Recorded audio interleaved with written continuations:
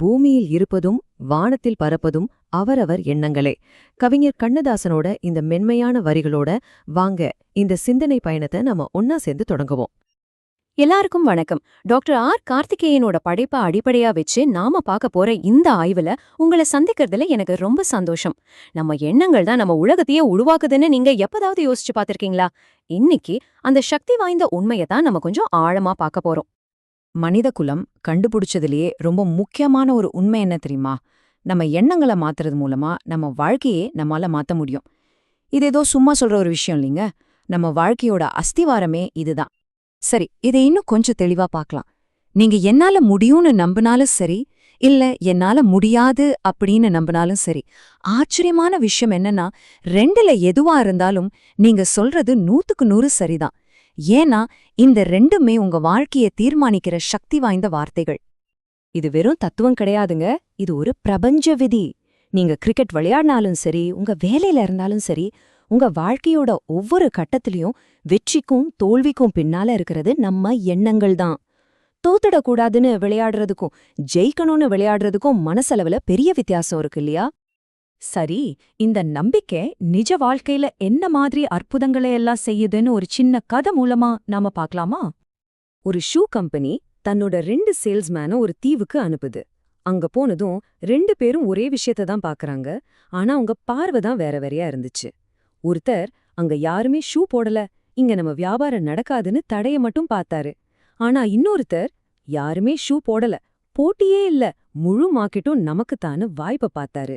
பாத்தீங்களா, சூழ்நிலை ஒண்ணுதான், ஆனா அவங்க மனசுல ஓடுன எண்ணம் அவங்க உலகத்தையே மாத்திருச்சு. இது வெறும் வியாபாரத்துல மட்டும் இல்லைங்க, நம்ம மனசுக்கும் உடம்புக்கும் இருக்கிற ஆழமான தொடர்பை இது காட்டுது. பிளேசிபோ எஃபெக்ட் பத்தி யோசிச்சு பாருங்க.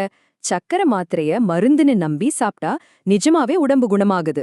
அதே மாதிரிதான் ஃபெய்த் ஹீலிங்கும். அசைக்க முடியாத நம்பிக்கையால பெரிய பெரிய நோய்கள் கூட குணமாகுது. ஏன் நம்ம ஊர்ல தீ மிதிக்கிறத பாத்திருப்பீங்களே, அந்த அசைக்க முடியாத நம்பிக்கை தான் அவங்கள காயப்படாம காப்பாத்துது. இது எல்லாமே நம்ம மனசோட சக்திக்கு ஒரு சின்ன உதாரணம் தான். நம்ம மனசுக்கு இவ்ளோ சக்தி இருக்குன்னா அப்புறம் ஏன் நாம அடிக்கடி கஷ்டப்படுறோம், மாட்டிக்கிட்ட மாதிரி உணர்றோம்?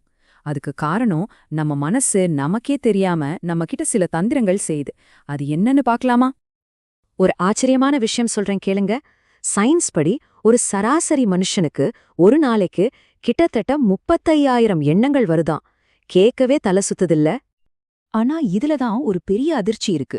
அந்த 30,000 எண்ணங்கள்ல நம்மள் பலருக்கு 80% எதிர்மறையான எண்ணங்களாதான் இருக்கு. ஒரு நிமிஷம் யோசிச்சு பாருங்க. ஒவ்வொரு நாளும் நாம கவலை, பயம், கோபம்னு ஒரு பெரிய கடல்ல நீந்திட்டு இருக்கோம். இந்த மாதிரி நெகட்டிவா யோசிக்கிற பழக்கத்துக்கு சைக்காலஜில ஒரு பேர் இருக்கு, சிந்தனை திரிபுகள். இத கண்டுபிடிச்ச ஆரோன் பெக் என்ன சொல்றாருன்னா, நாம ஏன் வாழ்க்கைய தப்பு தப்பா புரிஞ்சுக்கிறோம், ஏன் தேவையில்லாம கஷ்டப்படுறோங்கிறதுக்கு இதுதான் மூல காரணம்னு சொல்றாரு. இதுக்கு ஒரு சிம்பிளான உதாரணம் சொல்லணும்னா, பிளாக் அண்ட் ஒயிட் திங்கிங். அதாவது ஒன்னு எல்லாம் கரெக்டா இருக்கணும், இல்லனா எதுவுமே வேணாம்னு நினைக்கிறது. ஆனா வாழ்க்கை அப்படியா இருக்கு? இல்லையே, நல்லதுக்கும் கெட்டதுக்கும் நடுவுல தான் எத்தனையோ அழகான விஷயங்கள் இருக்கு. நாம இத புரிஞ்சுக்காததால தான் பல உறவுகள்ல கூட பிரச்சனை வருது. பிரச்சனை நமக்கு வெளியே நடக்கிறதுல இல்ல, அது நடக்கும்போது நாம அதை பத்தி என்ன நினைக்கிறோங்கிறதுல தான் எல்லா பிரச்சனையும் இருக்கு. எவ்ளோ ஆழமான உண்மை இல்லையா இது? சரி, இப்போ பிரச்சனை என்னன்னு நமக்கு புரிஞ்சிடுச்சு. இதுக்கு தீர்வு என்ன? ரொம்ப ரொம்ப சிம்பிளான ஒரு விஷயம்தான்.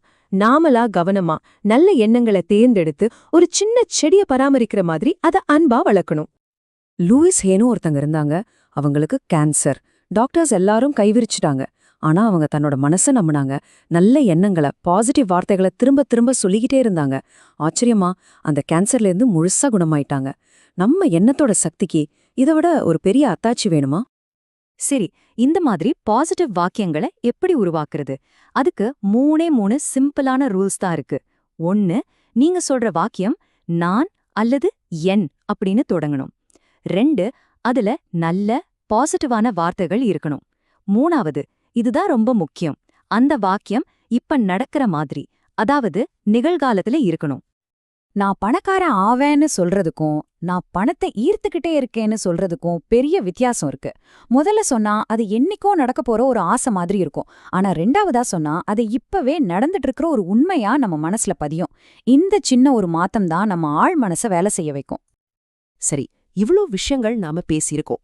இப்போ உங்க வாழ்க்கைய மாத்திக்க நீங்க இன்னைக்கு எடுக்க போற அந்த முதல் ஸ்டெப் என்ன? வாங்க ஒரு சின்ன பயிற்சி செஞ்சு பார்க்கலாம். முதல்ல உங்க பிரச்சனைகள் என்னென்னு ஒரு பேப்பர்ல எழுதுங்க.